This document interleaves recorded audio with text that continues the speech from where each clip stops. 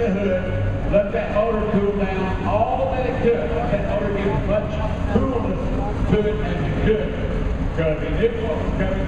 So a little different strategy right here. Overture almost made it with a hot motor. This man, second pass, now the motor's still warm. It sure didn't cool down 100%. But it's a lot cooler than what an overture machine was. And I'm going to, yeah, he would like to win it. He would just feel very good if he got it in front.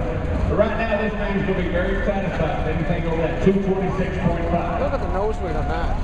That getting into Saturday night. Then he's got the weight right behind the front The tire. game right now is to the final.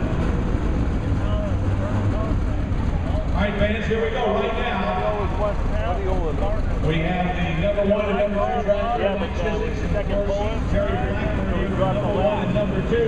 Let's see if John